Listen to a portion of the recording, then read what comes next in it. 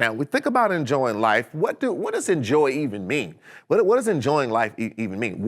We all enjoy different things, right? So is there a universal thing that we can really say that we all enjoy? Is there a universal way to approach what makes us all feel happy, feel, good?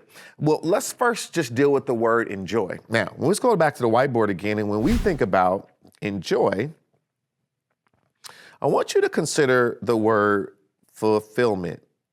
When we think about fulfillment, right? Feeling fulfilled. Now, when we think about fulfillment, if we look at ourselves as a glass, and we often sometimes will say, I feel empty inside.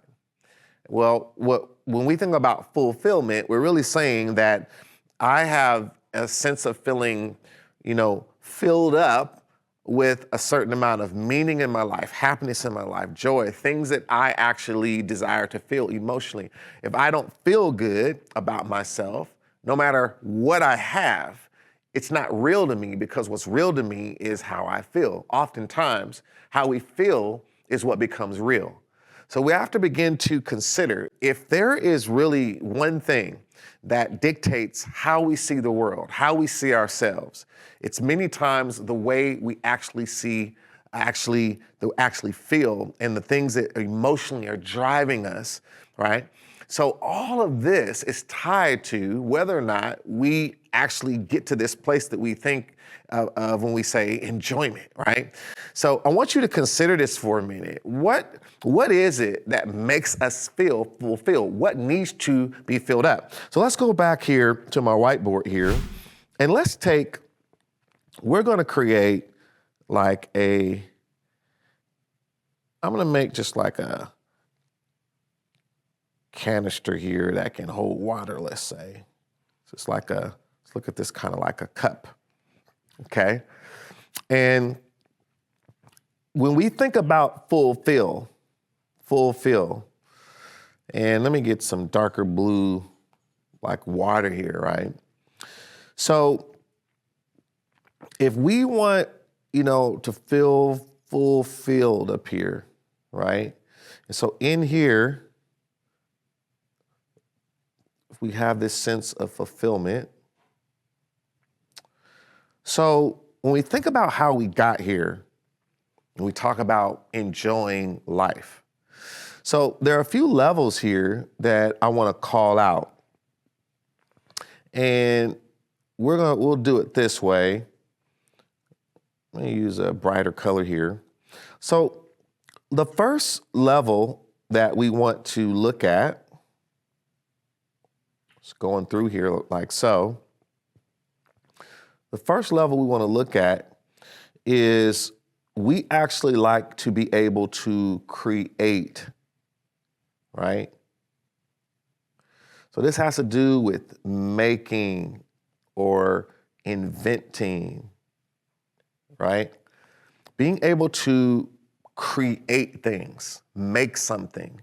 So this is why people want to create a business, or if they're working in a company, they want to create the plan for the event the company is going to do. They want to be able to create their, workspace. They want to be able to create a plan at home for what they're going to do. If you have a hobby, if you like to garden, if you like to, make things, maybe you want to, you actually are creative and you like to cook food. You want to make necklaces. You want to create, different things that allow you to let your imagination. You're an artist. You like to draw. Anything that you can create, there's a fulfillment that comes from that money can't buy, because something came from your mind and you were able to take that and actually bring it to life. So it is in us. We were made that way, that if we don't feel that, there's a sense of us not feeling fulfilled, right? So let's go back here. Another layer here is contribution. So contribution, here I want to feel like I matter. I want to feel responsible for something, right?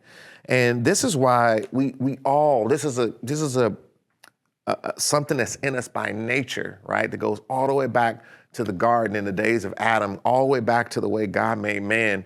These are things that are in us. This is why we want to feel responsible for something. Even if we work on something, there's a point at which we want to be able to be responsible for our work.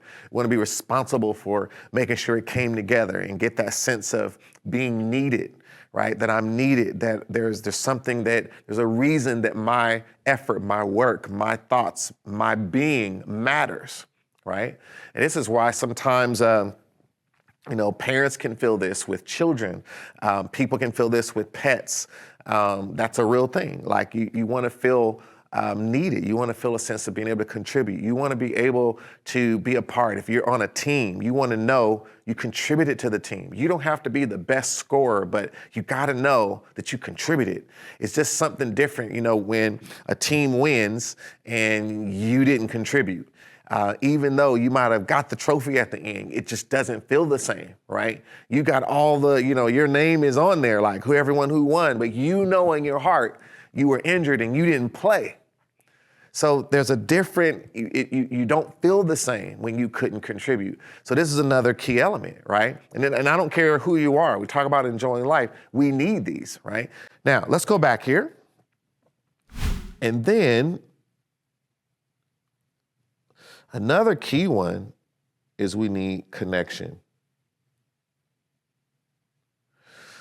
So for that fulfillment to be full, we need connection. Now, this is why we all need relationships. There's a natural desire to have a relationship, to have friends, to have family, to be married, to date.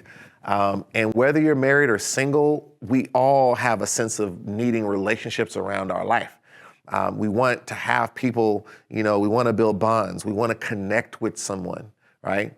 And if we don't have that connection, even if you have some things you're responsible for and you contribute to, even if you create things, but you don't have any relationships that you can really trust, you won't feel fulfilled. It doesn't matter how much money you have. And so what's so amazing about what we're talking about right now, this is why there's so many people who have made so much money and achieved so many great things. And then you say, how could they be a drug addict? How could they be miserable? Why would they hurt themselves, hurt their body? This is why this is so important. It lets you know that money cannot actually address this issue that I'm talking about right now. So we have to actually understand that there's something in us that is left this way, right? And really, if we're honest, we have to realize that there is also just a fulfillment void that God left in us to desire to know more about Him. And if you don't fulfill that desire, you'll always try to find some other thing to fill it up. You'll try to give your life to a certain career, to a certain thing, but there's something God left in us to want to know more about Him. And some people override it and they're able to keep it moving and they instead make a God out of something else. You can make a God out of sports, out of a hobby. You can give your whole life to studying killer whales. You can give your whole life to studying how plants work. You can, give your whole life over to studying space and stars. Give your whole life over to singing. You can give your whole life over to a sport, right? But all of us are going to serve some God. And this is why God was so strong about there only being one God, because He knew all of mankind would be looking for a God to worship. So we have to really address this with respect to fulfillment. And this is why fulfillment is something we can't ignore. And so I want you to understand, here we talked about money and why it's important, but now we have a clear case for why fulfillment and enjoyment of life cannot be ignored, because we've seen people with the money that took their life because they didn't have this.